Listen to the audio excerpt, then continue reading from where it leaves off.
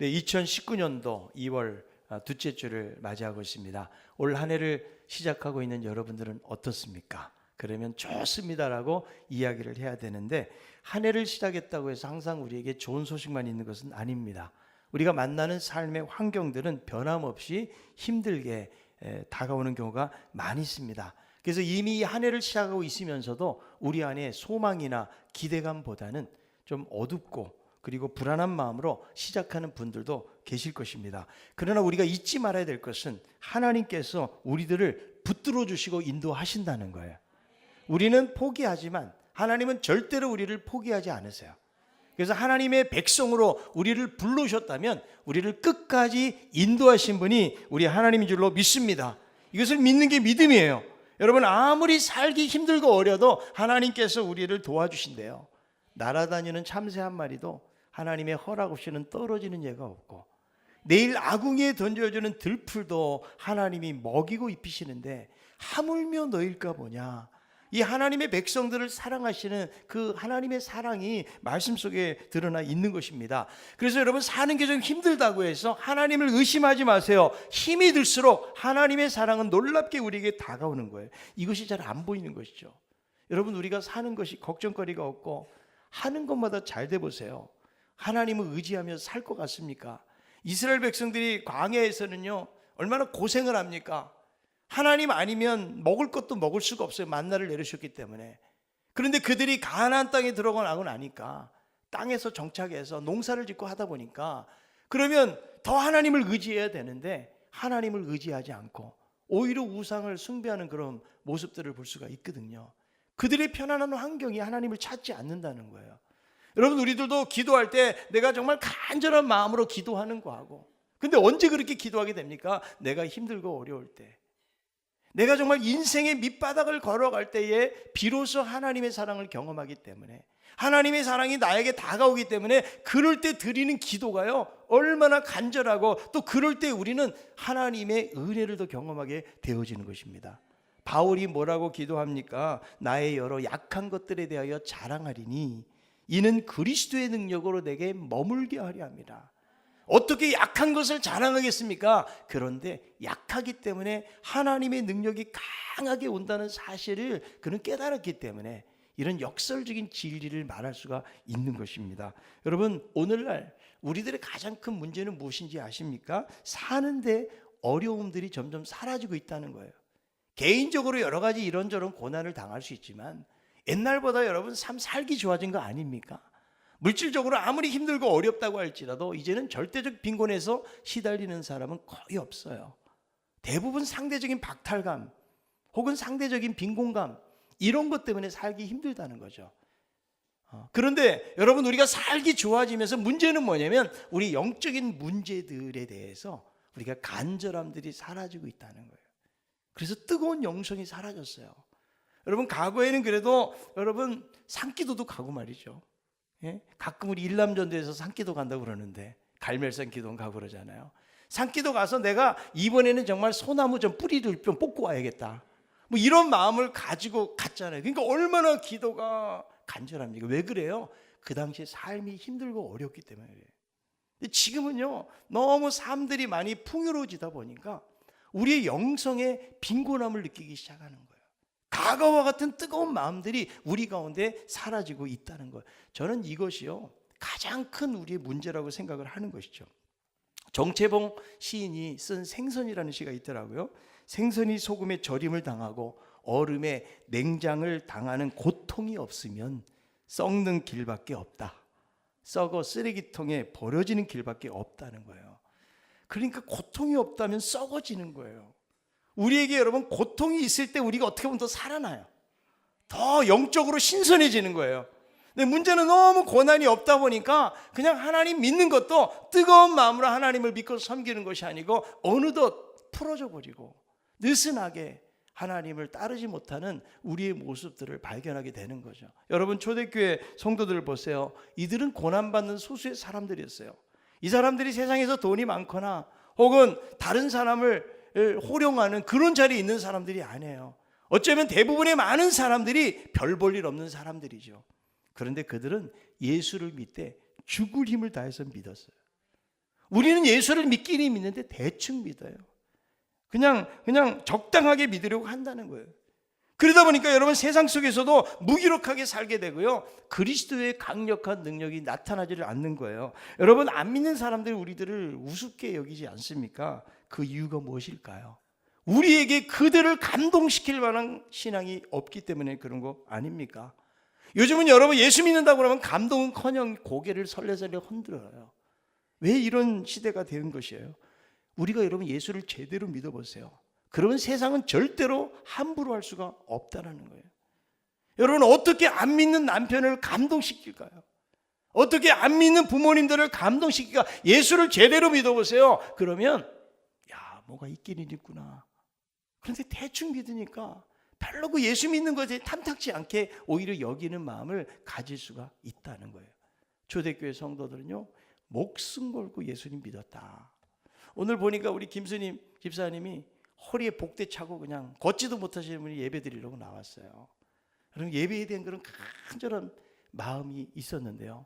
정말 이 초대교회 성도들은요 그 뜨겁고 간절한 마음들이 있었다는 거죠.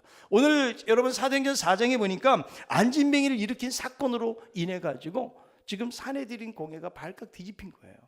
그래서 거기에 이제 사도들을 억류해 놓고 그들을 협박하고 신문하는 그런 과정들이 나오는데요. 자, 사도행전 4장 17절 18절에 이렇게 말씀합니다. 이것이 민간에 더 퍼지지 못하게 그들을 위협하여 이후에는 이 이름으로 아무에게도 말하지 말게 하자 하고 그들을 불러 경고하여 도무지 예수의 이름으로 말하지도 말고 가르치지도 말라.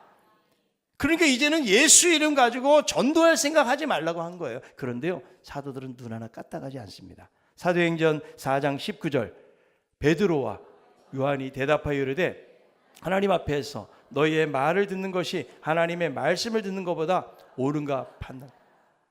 여러분 십자가 예수님 못 박히실 때 다 도망갔던 제자들, 이들이 오순절 성령을 경험하고 나니까 이런 대적들 앞에서 담대하게 대처하는 그런 모습을 볼 수가 있거든요. 그러니까 성령께서 사람을 바꾸어 놓으신 거예요.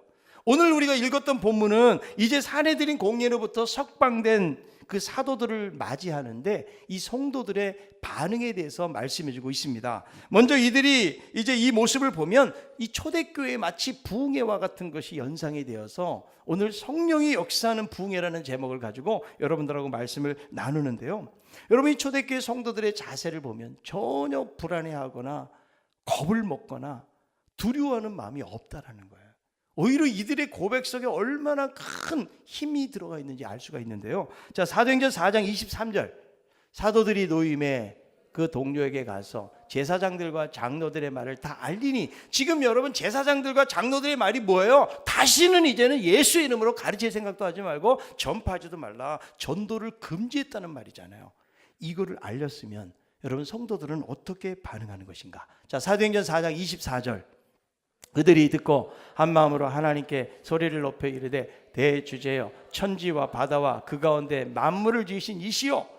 여러분 이거를 듣고 두려워하는 것이 아니고 오히려 대주제, 세상을 다스리시고 또 주권을 가지고 계시는 하나님을 찬양하는 모습을 보는 거예요.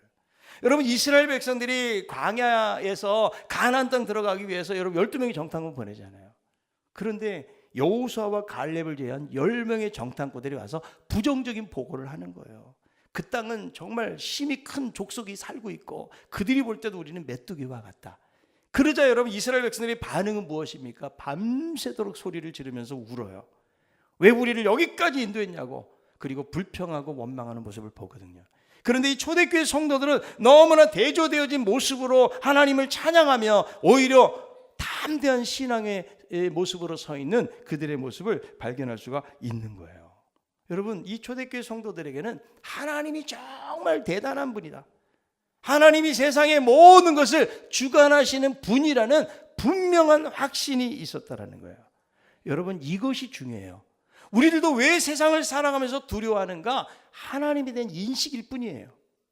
이 하나님을 정말 크게 생각하고 하나님이 정말 세상을 다스리시고 내 인생을 다스리시는 분이라고 확신하는 만큼 세상에 대해서는 두려워할 것이 없는 거예요.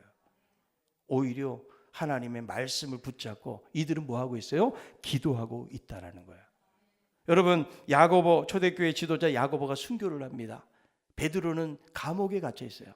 그랬을 때 여러분, 교회는 사도행전 12장에 뭘 합니까? 간절하게 하나님 앞에 기도하는 거예요.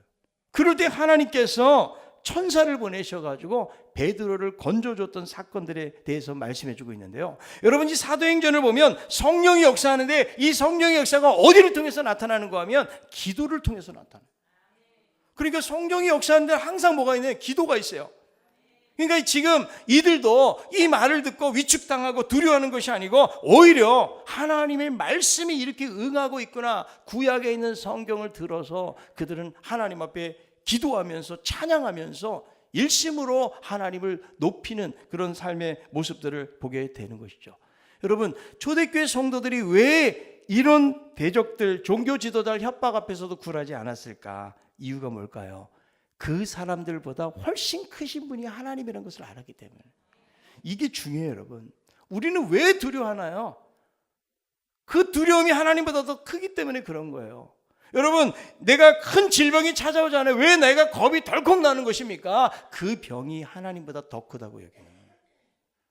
여러분, 사업장에 문제가 생기고 직장에 문제가 생기고 세상을 살아가면서 많은 문제 속에서 우리가 고민하는 이유가 뭐예요? 두려워하는 이유가 무엇입니까? 그것이 하나님보다 더 크게 여겨지기 때문에 그런 거예요. 그래서 초대교회 성도들은 아무리 협박하고 아무리 박해를 한다고 할지라도 하나님께서 모든 것을 다스리시고 인도하신다, 이런 믿음을 가지고 하나님의 말씀을 붙잡고 이들이 합심해서 기도하는 그런 모습들을 우리는 성경을 통해서 볼 수가 있는 거예요. 여러분, 우리가 살면서 어려움을 당하잖아요. 할 수 있는 게 뭐예요? 하나님의 말씀을 붙잡아야 돼요. 이것이 우리의 인생의 고난과 어려움들을 이겨내는 방편이에요. 그리고 뭐 해야 돼요? 기도해야 되는 거예요. 합심해서 공동체가 모여서 간구하고 기도할 때에 하나님의 성령이 역사하는 모습을 볼 수가 있는 것입니다. 제가 지난번에 잠깐 말씀을 드렸는데, 한 청년이 지난 2부 예배 마치고 나가면서 저에게 편지를 한 장 주고 갔거든요. 근데 이제 작년에 처음으로 이제 학교 졸업하고 사회생활을 시작을 한 거예요. 직장생활이 여러분 얼마나 힘들고 어렵겠어요. 그래서 저에게 이제 편지를 보냈는데, 이제 3장을 보냈는데 제가 여기에 있는 걸 좀 발췌해가지고 여러분들하고 좀 나누려고 합니다. 우선 제가 이렇게 목사님께 편지를 쓰게 된 이유는 최근 몇 개월간 목사님의 설교를 들으면 매주 많은 은혜를 받고 힘과 용기를 낼 수 있기 때문입니다. 그래서 회사 생활을 한 6개월 정도 시작을 했는데, 제가 생각한 것보다 회사는 결코 쉬운 환경이 아니고 사회생활도 제가 생각한 그 이상으로 어렵더라고요. 그래서 6개월 지나고부터는 왠지 모르게 받아들이기 어렵고 맞서기 힘든 상황들도 생기니까 주일낮 예배 설교 말씀을 들을 때에 그 말씀 속에서 저에게 주시는 하나님의 메시지를 받기 위해서 더 집중해서 듣기 시작했습니다. 작년 11월 11일 기억하라는 주제의 설교 말씀부터는 이전에 느끼지 못했던 느낌도 받기 시작했는데, 마치 목사님께서 저희 현재 상황들을 다 아시고 설교 말씀을 준비해 주시는 것처럼 목사님께서 해주시는 말씀 한마디 한마디가 제 마음에 딱 꽂혀서 이때부터는 제가 출근길에 매일마다 그 주의 주일 설교 말씀을 들으면서 용기를 받고 힘을 얻고 하나님께서 저와 늘 함께하고 계신다는 것을 더욱 믿어가기 시작하면서 하루하루를 버틸 수 있었습니다. 그런데 2019년도 1월이 접어들면서 첫날부터 여태 겪었던 일들 중에서 최고로 힘든 일을 겪고 1월 첫날 이후로도 한 달간 정말 수도 없이 힘든 일들이 다가오고 어떻게 감당해야 될지 모르는 상황들을 만나게 되었습니다. 이럴 때마다 가장 많이 생각나고 가장 많이 의지되고 가장 많은 은혜와 감동을 받았던 작년 11월 18일 무엇 때문에 감사하는가, 이 설교 말씀을 정말 많이 들었어요. 감사할 상황이 아니어도 감사하고 그 상황 자체를 보고 감사할 것이 아니고 주님 안에 있는 것 자체로도 감사가 넘쳐야 되고, 그런 상황들을 통해 저를 훈련시키시고 연단시키시며 그 뒤에서 저를 통한 계획과 뜻을 가지고 일하시는 하나님께 감사해야 된다는 말씀을 계속 들으면서 고통스럽고 힘든 순간들을 버티고 이겨내며 감사할 수 있었어요.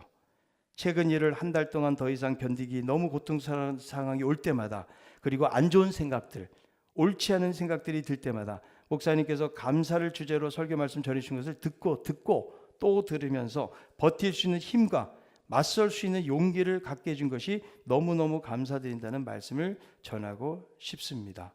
또 올해부터는 목사님께서 작년 말부터 특히 강조해 주셨던 큐티도 시작하게 되었는데요.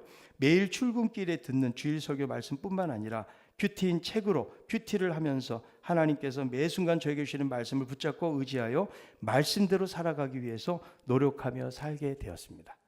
이렇게 편지를 보냈어요. 저는 우리 이 청년하고 대화를 많이 해본 적이 없어요. 그래서 그냥 주일날마다 와서 예배만 드리고 가는지 알았더니 정말 말씀을 자기 안에 품고 살아가고 어떻게 하면 이 말씀대로 좀 이겨낼 수 있을까, 이것을 고민하고 몸부림치는 모습을 보면서 오히려 제가 참 많은 도전이 되었거든요. 여러분, 초대교회 성도들도 마찬가지예요. 아무리 상황이 힘들고 어려도 붙잡을 것은 뭐밖에 없다? 말씀밖에 없다. 그리고 기도하면서 하나님 앞에 나아갔다는 거예요. 그래서 이들이 기도를 하는데 여기에 몇 가지 기도가 나옵니다. 첫 번째 기도는 뭐냐면 저희의 위협함을 굽어보시라고 기도를 하는데, 이 굽어보시옵고라는 말은 눈을 떼지 않고 지켜본다는 말이에요. 그러니까 누구에게 이렇게 기도하는 거예요? 하나님에게. 시편 121편 4절에 보니까 이스라엘을 지키시는 이는 졸지도 아니하시고 주무시지도 아니하시리로다. 그래서 이렇게 기도하는 거예요. 하나님이 나를 지켜보시기만 하면 됩니다. 하나님이 내 형편을 알아주시기만 하면 됩니다. 여러분, 만약에 우리가 기도하려면 어떻게 기도하겠어요? 하나님, 핍박이 좀 사라지게 도와주세요. 하나님, 좀 피할 길을 주세요. 하나님, 저 대적들 가운데 몇 사람은 좀 죽게 만들어주세요. 이렇게 기도하지 않을까요? 그런데 전혀 이들은 이런 기도가 아니고요. 오직 하나님을 바라보면서 하나님, 내 형편만 알아봐 주시고 하나님이 지켜주시고 돌보아 주시고 보호해 주시기만 하면 됩니다. 그런 믿음으로 나아가는 그런 모습들을 볼 수가 있습니다. 그렇습니다. 하나님이 우리를 지켜보신다는 확신만 있으면 어떤 어려움도 넉넉히 이기게 될 줄로 믿습니다. 두 번째는 무슨 기도예요? 담대히 말씀을 전하게 해달라는 기도를 하고 있거든요. 이들은 어려움과 계속 고난이 닥치고 있지만 말씀을 전하는 것이 자신들의 사명인 것을 분명히 깨닫고 있는 거예요. 우리들은 여러분 살면서 내가 닥치는 고난, 그냥 내 문제, 여기에 우리는 너무 골똘하게 여러분 집중하고 있는 거죠. 이들은 전혀 자신들이 당하는 고난보다는 오직 그리스도께 집중하고 어떻게 하면 이런 상황 속에서도 하나님의 말씀을 잘 전할 수 있을까? 여러분, 이런 생각을 가지고 있는 거예요. 그래서 그 고난 속에서 고난을 피하게 달라는 기도가 아니고 어떻게 하면 하나님의 말씀을 담대하게 전할 수 있습니까? 하나님, 저희들에게 그런 힘을 주세요. 이런 기도를 하고 있다는 거예요. 저는 이 말씀을 보면서 우리는 과연 얼만큼 하나님의 말씀을 전하게 해달라는 기도를 할까? 여러분들이 만약에 설교자라면 저처럼 기도 많이 하겠죠. 잘 전하게 해달라고. 근데 믿지 않는 사람들을 만날 때 그들에게 우리가 얼마나 담대한 신앙으로 그들에게 전하기를 위해서 기도할까? 우리가 전도대에 나가서 전도할 때는 그런 기도 하는지 몰라요. 그래서 평상시 우리의 삶 속에서 담대하게 하나님의 말씀을 전하는 사람이 되게 해주세요. 여러분, 우리는 말씀을 읽을 수 있고 기도할 수 있어요. 그런데 전도하고 말씀을 간절한 마음으로 전하는 사람들은 그렇게 찾아보기가 쉽지가 않아요. 그냥 다 삶이 이제 개인주의가 돼가지고 그냥 나 혼자 예수 믿고 내 문제 해결하고 나만 그냥 놀라운 축복 받으면 된다라고 여기면서 살아가는 그리스도인들이 많아지고 있어요. 이들은 자기 개인에 대한 생각보다는 어떻게 하면 하나님의 말씀을 담대하게 전할 수 있을 것을 의지하면서 고난 중에서도 그렇게 하나님 앞에 기도하고 있다는 거예요. 여러분, 사도 바울도 복음을 전하면서 얼마나 많은 고난을 당합니까? 그가 복음을 잘 전하게 해달라는 기도를 부탁을 합니다. 에베소 6장 19절 읽어봅니다.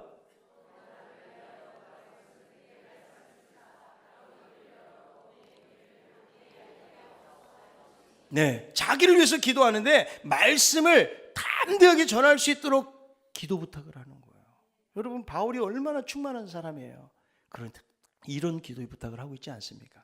나는 왕 바리새인입니다. 이 책을 썼던 허운석 선교사님, 이분은 여자 선교사님이세요. 남편과 함께 아마존에서 사역을 하셨던 분인데요. 이분은 아마존 인디오들이 준 음식, 독이 든 음식을 먹고 중태에 빠졌어요. 그리고 가족들이 독충에 물려가지고 피고름이 나고 진물이 나지만 이런 것들을 다 겪으면서 복음을 전했던 분. 그러다가 2006년도에 폐암 진단을 받게 됩니다. 그런데 수술한 지 몇 달도 되지 않았는데 의사들이 다 만류했지만 자기에게 독을 먹인 그 인디오들에게 복음을 전하기 위해서 거기에 또 들어간 거예요. 정글에 가서 복음을 전합니다. 신학교를 세우고 거기서 50여 명의 목사님들 안수를 받고 많은 제자들을 배출해내는 그런 힘든 사역들을 감당을 했어요. 그러다가 2010년도에 암이 재발이 된 거예요. 그런데 검사해 보니까 완전히 이제 말기암 진단을 받게 된 거예요. 주변 사람들이 말합니다. 아니 그렇게 헌신했으면 복을 받아야지 왜 암에 걸리느냐고. 그런데 선교사님 이렇게 고백합니다. 죽음과 투쟁하는 고통이 예수 그리스도를 덧입는 축복의 통로다. 이런 고백을 하면서 매일 진통제를 수십 알씩 먹어가면서 복음 전하기를 멈추지 않고 2013년에 복음 전하다가 하나님의 부르심을 입게 되었다는 거예요. 그러니까 평생의 기도가 뭐냐면 복음 잘 전하게, 담대하게 복음 전하게 해달라는 그런 기도 끝에 복음을 위해서 헌신하다가 하나님 나라로 부르심을 받은 것입니다. 여러분 초대교회 성도들도 보세요. 담대하게 하나님 말씀 전하게 도와주세요. 여러분 이 기도가 우리 모두의 기도가 될 수 있기를 바랍니다. 세 번째로는 손을 내밀어 병 낫게 하시고 표적과 기사가 예수의 이름으로 이루어지기를 위해서 기도하고 있는데요. 사도들은 이 말씀이 약속대로 이루어질 것을 기억하면서 이후에 초대교회 많은 기적의 역사들이 일어나는 것을 볼 수가 있거든요. 여러분 이 기적은요 오늘날에도 이루어지는 거예요. 아멘. 자 마가복음 16장 17절 18절에 있는 말씀 읽어봅니다. 믿는 자들에게는 이런 표적이 따르리니 그들이 내 이름으로 귀신을 쫓아내며 새 방언을 말하며 뱀을 집어올리며 무슨 독을 마실지라도 해를 받지 아니하며 병든 사람에게 손을 얹어 나으리라 하시더라. 그런데 왜 이런 기적이 나타나는가 하면 단순히 우리의 필요를 채우기 위해서 이런 기적이 나타나는 것이 아니고 하나님의 말씀이 증거되기 위해서. 지금도 여러분 전 세계적으로요 말씀이 들어가는 곳에 이런 놀라운 기적 같은 역사들, 죽은 자가 막 살아나고 그리고 고칠 수 없는 그런 질병들에서 헤어남을 받고 귀신이 떠나가는 그런 역사들이 여러분 지금도 일어나고 있다라는 거예요. 여러분 오늘날 어떤 사람들은 기적의 시대는 끝났다라고 이야기하고 지나갔다라고 이야기하는 사람들도 있지만 그러나 여러분 지금도 하나님은요 우리를 위해서 기적을 행하시는 분인 줄로 믿습니다. 여러분 우리가 살아가면서 우리의 삶 속에서 수많은 사고를 만나고 사건들을 만나지만요 기적 같은 하나님의 의뢰를 경험하는 사람들이 오늘날도 많이 있다라는 거예요. 여러분 하나님이 언제 기적을 일으켜 주십니까? 큰 위기를 만났을 때예요. 이스라엘 백성들이 뒤에서는 애국 군대가 따라오고 앞에 홍해가 놓여져 있을 때 하나님은 위기 가운데 홍해가 갈라지게 하시고 요단강이 갈라지게 도와주시고 그리고 바울과 실라가 여러분 감옥에 잡혀가서 착고에 채워져 가지고 그가 고통 가운데 매를 맞고 있을 때에 하나님을 찬양하고 기도했는데 여러분 옥문이 열리는 역사가 나타나게 된 줄로 믿습니다. 여러분 우리들도 도무지 감당할 수 없는 삶의 환경 속에서도 하나님은 불가능을 가능으로 바꾸시는 하나님으로 믿습니다. 이런 믿음이 우리에게 중요한 거예요. 그래서 여러분 우리가 사모하세요.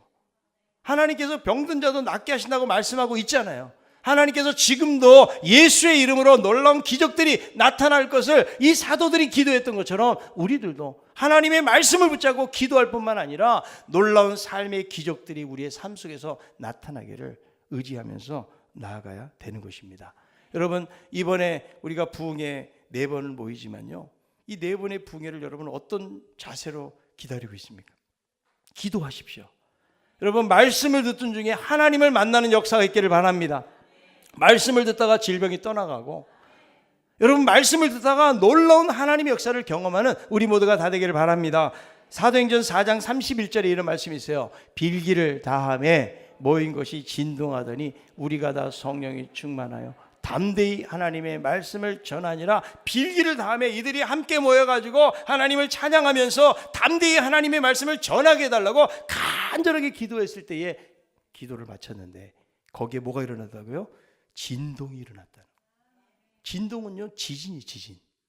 그래서 하나님의 임재가 거기에 나타났다는 거예요.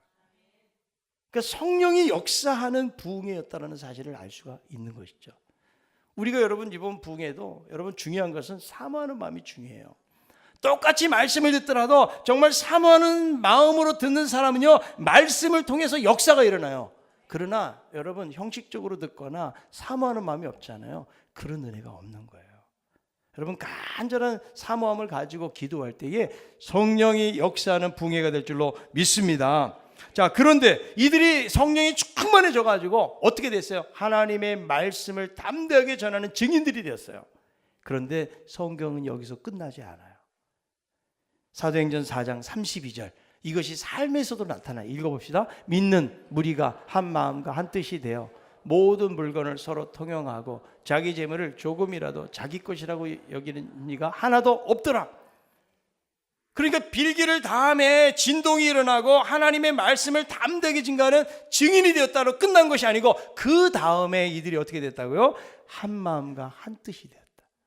이게 여러분 성령 충만의 결과라는 거예요.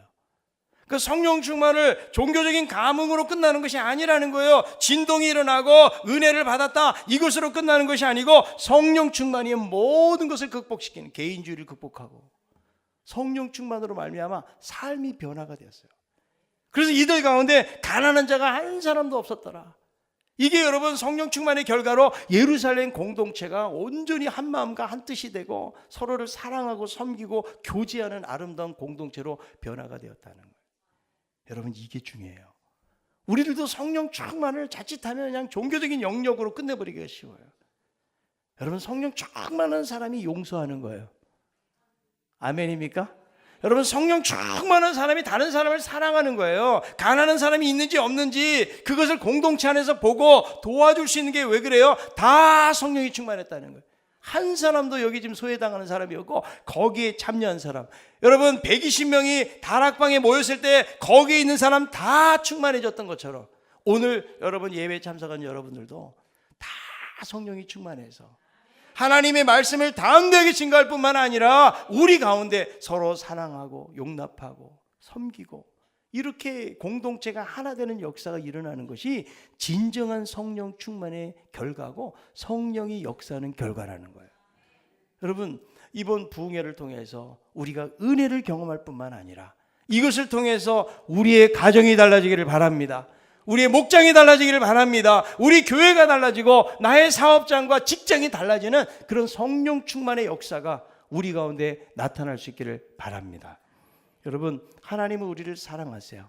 우리 모두가 정말 사모하는 마음을 가지시고 2019년도 우리가 다시 복음 앞에 서기 위해서 날마다 정말 말씀을 붙잡고 기도하고 성령 충만해서 하나님 말씀을 담대히 증거할 뿐만 아니라 우리 모두 안에 한 마음과 한 뜻이 되고 서로가 사랑하고 섬기는 그런 아름다운 역사를 이루어갈 수 있는 우리 모두가 다 될 수 있기를 바랍니다.